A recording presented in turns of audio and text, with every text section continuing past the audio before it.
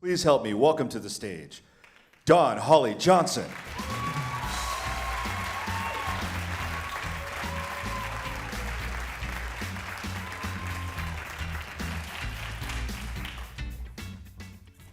In 2016, 300 people died worldwide in commercial aviation incidents out of 3.5 billion passengers that traveled that year. So statistically, what that means is you have a much better chance of ever winning the lottery than dying in a plane accident. But when a plane accident occurs, it's all over the media. And we're shocked and dismayed, and we demand to know the cause of failure. And that's a good thing. We hold the aviation industry accountable to prevent future accidents. And due to this widespread accountability, we are able to have them strive for perfection, and they have an amazing safety record to show for it.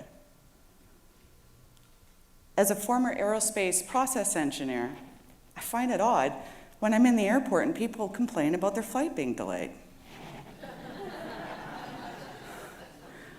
I mean, I know there are well-designed processes and well-thought-out checks and balances to assure safe flight.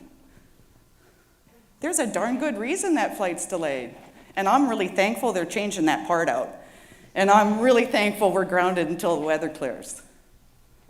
There are literally a million processes in place to make sure that you do not become a statistic.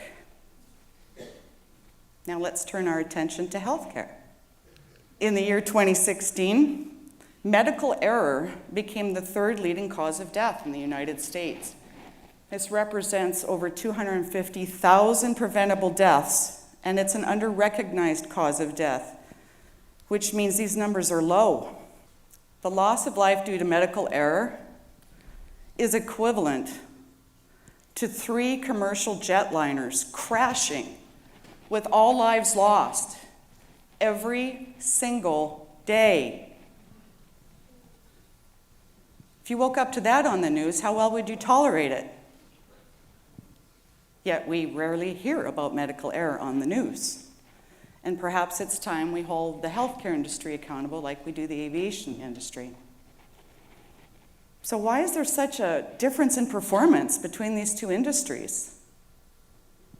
Well, healthcare is expertise-focused.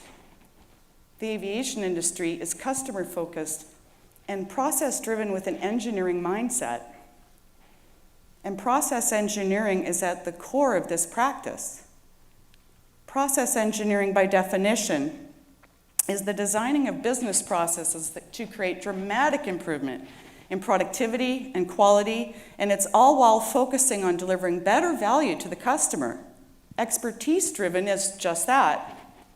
It focuses primarily on the expert and then the customer and process. So think about it. Would you like your pilot to ignore his pre-flight checklist prior to takeoff? I mean, he's flown so many times, surely he'd be comfortable with relying on his memory. Of course not, right? We are humans and therefore imperfect. We want that pilot to perform those checks and balances every single time. And so as part of due process, he's actually held accountable by many to perform this step. And this is an example of one of the critical processes designed and engineered for the aviation industry to assure safe flight. Conversely, we allow healthcare providers to diagnose and treat us every day without the rigors equivalent of the aerospace industry. We as patients often trust that they will consider everything about our health, our history, our lifestyle, ask every question pertinent to treating us.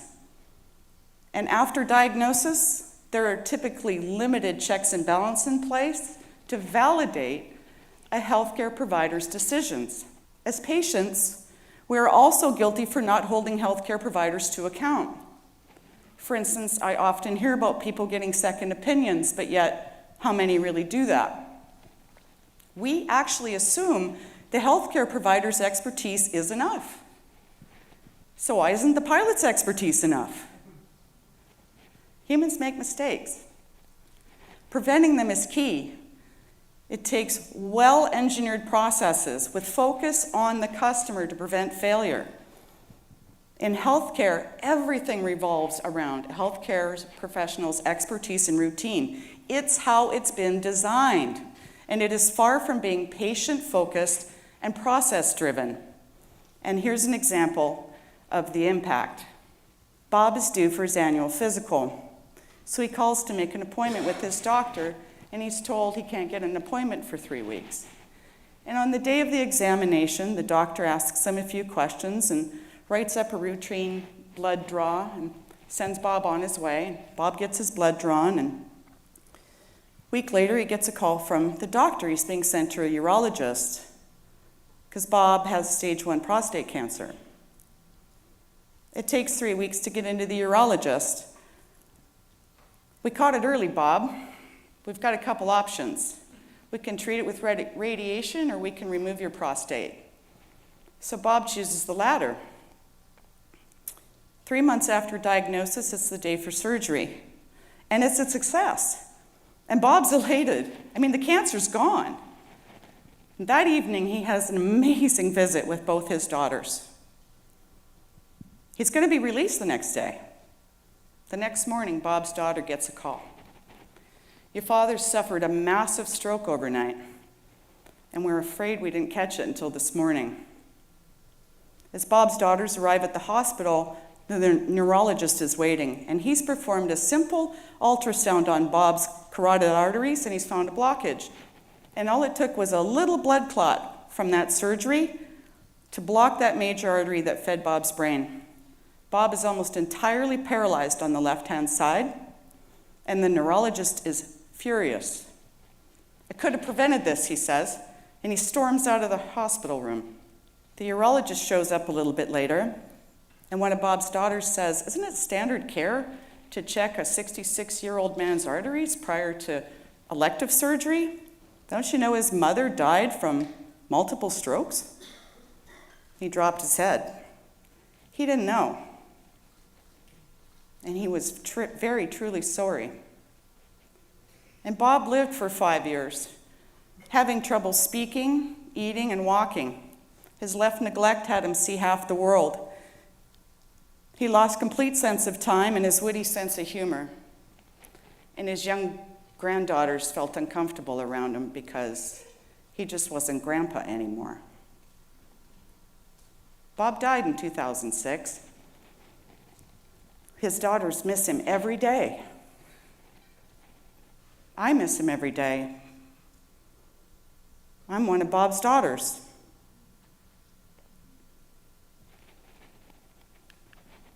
What happened here? Well, there were the typical delays in care that we've all become accustomed to. There was lack of communication between Dad's primary physician and the urologist and Dad, including vital family history. There were lacks of checks and balances to make sure Dad was healthy enough for this invasive surgery, which could have included an ultrasound on his arteries to make sure they were clear. It could have been monitoring his brain overnight after surgery to make sure that a stroke didn't occur or that they could catch it quickly. Look, there's simply a lack of an end-to-end process that holds anybody accountable for his entire healthcare journey to be successful. While my father was in long-term care, I knew I could make a difference, so I left aerospace and I went to work in healthcare. And I worked in healthcare for 8 years, and I can tell you that healthcare providers are well-intentioned, and they work hard, and they take care of us. But without well-designed processes, engineered to prevent failure with the patient in mind, they are working at a distinct disadvantage for saving lives. I have experienced the work some health systems have performed to design processes focused on patients' well-being, where they've reduced the average treatment time in the emergency room from 7.5 hours to 1.5 hours. I can't tell you how important speed of care is in an emergent situation. Plus, all the health providers' time was better spent and the operating costs were reduced. Through process engineering of operating room sterilization procedures, we reduced post-surgery staph infections by 50%. 1.7 million people acquire a staph infection in the hospital every year. 99,000 die. If we applied this process across all operating rooms in the United States, we'd save 50,000 lives annually. In business, a lack of well-defined engineered processes focused on the customer will waste time, money, and I'll guarantee you to satisfy your customers. But in some industries, lack of those processes has dire consequence. So I'm thankful today that more and more organizations are beginning to discover that experts only perform as well as the process they follow. Or as so aptly coined by a forefather of process engineering, W. Edwards Deming, it's not enough to do your best. You must know what to do, and then do your best. Thank you.